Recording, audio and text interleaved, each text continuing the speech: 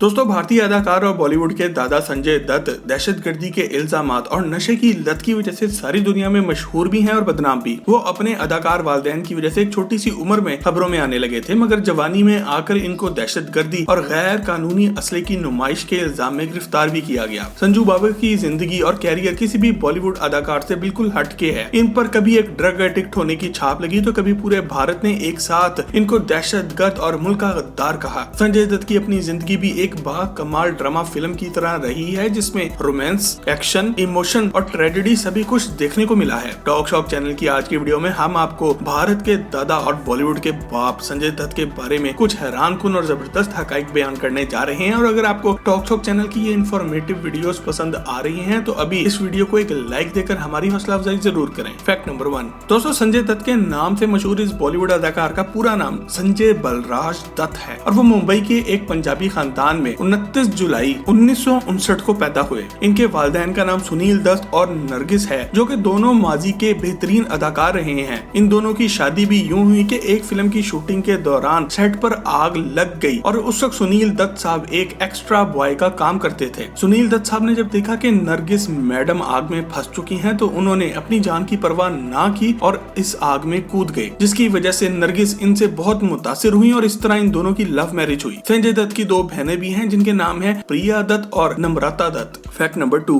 तो संजय दत्त की जिंदगी में दो ऐसी बुराइयां हैं जिन्होंने न सिर्फ इनके कैरियर को बहुत नुकसान पहुंचाया बल्कि इनकी जिंदगी को भी बर्बाद कर दिया, और वो है ड्रग एब्यूज और इलीगल वेपन यूज। और बॉलीवुड के इस बैड बॉय की इन्हीं टेढ़ी मेढ़ी हरकत की वजह से इनकी तमाम गर्लफ्रेंड्स और बीवियां भी इनको छोड़कर चली गयी। इनकी पहली गर्लफ्रेंड अदाकारा टीना मुनिम थी, जो कि इन दोनों की पहली फिल्म में इनके साथ हीरोइन भी आई थी। इसके बाद संजू बाबा ने अदाकारा रीचा शर्मा से साल 1987 में शादी की, मगर इनकी बीवी साल 1996 में दिमाग के कैंसर की वजह से फौत हो गई। दोनों की एक बेटी त्रिशाला दत्त भी है, जो कि आज एक अदाकारा है। इसके बाद साल 1998 में संजय दत्त ने अदाकारा और मॉडल रिहा पिलाई से शादी की, मगर चंद साल बाद ही दोनों में अलैदगी होगी, क्योंकि दोनों के एक ही वक्त में बहुत से लोगों से फेयर चल रहे थे। फिर साल 2008 में संजय दत्त ने अदाकारा और आइटम गर्ल मनियाता से शादी की, जिनसे आज इनके दो बच्चे भी हैं। दोस्तों, रिहा शर्मा से शादी के दौरान संजय दत्त का अदाकारा माधुरी दीक्षित से एक अफेयर भी चला और जब इनकी बीवी को मालूम पड़ा तो इनके दरमियान काफी गर्मा गर्माई भी हुई। रिचा ने एक इंटरव्यू के दौरान ये भी खुल्लम खुल्ला कहा कि माधुरी ने इनका घर तोड़ने की हर मुमकिन कोशिश की। फैक्ट नंबर 3, दोस्तों, साल 1993 में मुंबई में हौलनाक बम हमले हुए, जिसके नतीजे में 257 अफराद लुकमा अतल बने और 1400 से ज्यादा जख्मी भी हुए। और इसका इल्जाम भारत के मुसलमानों और खासकर अंडरवर्ल्ड डॉन दाऊद इब्राहिम पर लगा। वैसे अगर आप दाऊद इब्राहिम के बारे में एक मुकम्मल वीडियो देखना चाहते हैं तो हमें कमेंट में आगाह जरूर करें। इन दोनों पूरे भारत में बेशुमार गिरफ्तारियां हुई, जिनमें से सबसे बड़ा और मशहूर नाम संजय दत्त का था। संजय दत्त की दाऊद इब्राहिम से कुछ बातचीत भी थी। इन दोनों पर इल्जाम लगाए गए कि ये दहशतगर्द और गैर कानूनी असला रखते हैं, और इन पर यह बात साबित भी हुई कि इन्होंने बहुत सा गैर कानूनी असला खरीद भी रखा है, मगर ये बात ना साबित हो सकी कि मुंबई के हमलों में इनका कोई हाथ था। संजय दत्त ने अदालत को बताया कि इन्होंने ये असला अपने खानदान की हिफाजत के लिए खरीदा था, क्योंकि उस वक्त इन्हें बहुत सी धमकियां भी मिल रही थी, मगर अदालत ने ये सब मानने से इनकार कर दिया। ये केस 1993 से 2013 तक चलता रहा और इसके बाद साल 2013 में संजय दत्त को 5 साल कैद बामुशक्कत की सजा सुना दी गई। दोस्तों, संजय दत्त के इस केस के बारे में हर बंदे की अपनी ही राय है, यानी कि जितनी जुबानें उतनी ही बातें। कुछ लोग कहते हैं कि संजय दत्त को इस बात की सजा मिल रही है कि इनकी माँ एक मुसलमान औरत थी, जबकि कुछ ये भी कहते हैं कि ये बंदा छुपाता है और असल में ये मुसलमान ही है। ये बात इस वक्त सामने आई जब संजय दत्त की भारतीय मीडिया में कुछ तस्वीरें पहुंची, जिनमें वो नमाज भी पढ़ते नजर आए और खुदा से दुआ मांगते भी। संजय दत्त की मुसलमान माँ और दाऊद इब्राहिम के साथ इनके ताल्लुकात की वजह से बहुत से लोग इनको ISI का एजेंट भी कहते हैं। एक बात और यहाँ पर काबिल जिक्र है कि जिन दोनों संजय दत्त पर दहशतगर्दी का इल्जाम लगा, इस वक्त इनके बाप भारत में एक सियासतदान बन चुके थे, इसलिए ऐसा भी हो सकता है कि किसी ने सियासी दुश्मनी निकालने के लिए इनको जेल तक पहुंचा दिया हो। दोस्तों, आपको क्या लगता है कि संजय दत्त वाकई में एक दहशतगर्द हैं या नहीं? कमेंट में यस या नो लिखकर हमें अपनी राय से आगाह जरूर करें। फैक्ट नंबर 4, दोस्तों, संजय दत्त के दोनों वालिदैन बॉलीवुड के बेहतरीन अदाकार थे, इसलिए अदाकारी और फिल्म इंडस्ट्री से रिश्ता संजय दत्त को विरसे में मिला है। इनकी पहली फिल्म रश्मा और शेरा थी, जो कि साल 1971 में रिलीज हुई, जिसमें इन्होंने एक बच्चे के तौर पर चाइल्ड आर्टिस्ट का रोल किया। इसके बाद साल 1981 में इनकी फिल्म रॉकी रिलीज हुई, जिसमें वो पहली दफा एक मेन रोल में जलवा पजीर हुए। ये फिल्म एक सुपर हिट साबित हुई। इसके बाद इन्होंने हिट पे पे हिट बहुत सी फिल्में थी, जिनमें Johnny I love you,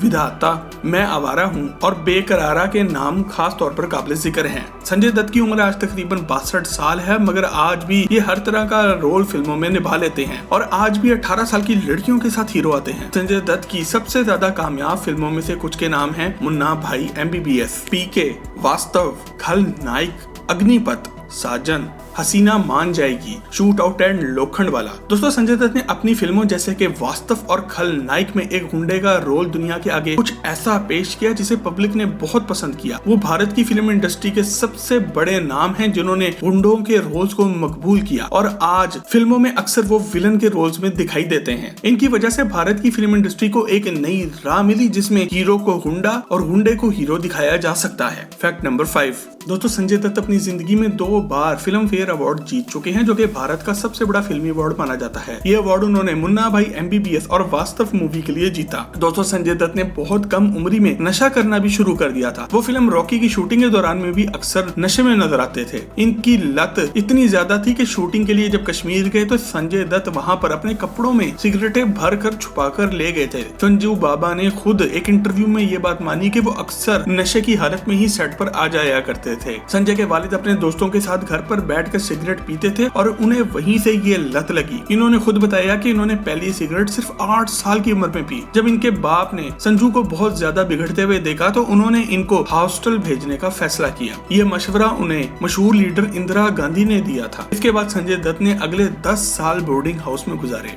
fact number 6। दोस्तों, संजय दत्त की पहली फिल्म रॉकी इनके लिए काफी अहम थी, सिर्फ इसलिए नहीं क्योंकि ये एक बड़ी हिट फिल्म साबित हुई, बल्कि इसलिए भी क्योंकि इसकी रिलीज के दौरान संजू बाबा की मां नरगिस की जिंदगी खत्म होने वाली थी और इनकी सांसें उखड़ चुकी थी और इस फिल्म के रिलीज होने से चंद दिन पहले ही वो फौत भी हो गई। इस फिल्म के प्रीमियर के दिन संजय बाबा ने फिल्म की सबसे पहली टिकट अपनी मां की याद में खरीद कर आज भी अपने पास रखी हुई है। दोस्तों, अदाकारा टीना से ब्रेकअप के बाद संजय दत्त ने खूबसूरत मॉडल किम्मी कातकर को डेट करना शुरू किया, जो उस वक्त अपने बोल्ड कैरेक्टर्स की वजह से बहुत मशहूर थी। मगर संजय दत्त की नशे की लत की वजह से ये रिश्ता भी ज्यादा देर ना चल सका। इनका नशे का मसला दिन ब दिन बढ़ता जा रहा था और एक दिन तो यूं हुआ कि जब वो सोकर उठे तो इनके घर का नौकर इनके पास बैठा रो रहा था। जब उससे पूछा तो इसने बताया कि वो इसलिए रो रहा है कि संजू बाबा पिछले 3 दिन से बेहोश पड़े हुए थे और वो समझ रहा था कि ये मर चुके हैं। इसके बाद संजय दत्त ने अमेरिका का रुख किया, जहाँ पर उन्होंने एक रिहैब क्लिनिक में एडमिशन लिया और 1 साल वहाँ पर गुजारा और अपने नशे की लत पर काबू पाया। Fact number 7। दोस्तों, संजय दत्त जब अमेरिका में थे तो इनकी दोस्ती वहाँ पर एक गोरे बिजनेसमैन से हुई, जिसने इनको अपने साथ फार्मिंग के बिजनेस में पैसा लगाने का मशवरा दिया। मगर संजय दत्त ने अपने बाप की बात मानकर वापस बॉलीवुड आकर फिल्म करने का इरादा किया और इसकी कभी कोई खबर ना ली। काफी साल बाद वापस अमेरिका गए तो इस आदमी से मिले और इन्हें पता चला कि आज वो एक बिलियनियर बन चुका है। अमेरिका में वो इन दिनों आर्नल्ड और रैम्बो की फिल्मों से बहुत मुतासिर हुए, इसलिए उन्होंने बॉडी बिल्डिंग में भी हिस्सा लेना शुरू किया। जब साल 1993 में फिल्म खलनायक रिलीज हुई तो संजय दत्त दहशतगर्दी के इल्जाम में जेल जा चुके थे और फिल्म को प्रमोट करने के लिए फिल्म के डायरेक्टर ने बहुत होशियारी से काम लेते हुए संजय के जेल में होने का फायदा भी उठाया। उन्होंने फिल्म खलनायक में एक line yes I am the villain को खूब प्रमोट किया और फिल्म को कुछ ऐसा शो किया जैसे संजय हकीकी जिंदगी में ही कोई विलन हो। इसलिए खलनायक बॉक्स ऑफिस पर बहुत कामयाब रही और इस साल की सबसे ज्यादा बिजनेस करने वाली फिल्म भी बनी। Fact number 8। दोस्तों, फिल्म वास्तव की शूटिंग के दौरान संजय दत्त ने बताया कि वो इस रोल के लिए अदाकार अल पचिनो की अल मशहूर फिल्म स्कारफेस बहुत ज्यादा देखते थे और चाहते थे कुछ इसी तरह का किरदार वो लोगों के आगे पेश कर सके। वास्तव मूवी बॉक्स ऑफिस पर बहुत कामयाब रही और इस फिल्म की वजह से संजू की एक्टिंग की भी बहुत तारीफ की गई। दोस्तों, आपको ये जानकर भी एक झटका लगेगा कि फिल्म मुन्ना भाई MBBS में हीरो के लिए पहली पसंद संजय दत्त नहीं बल्कि SRK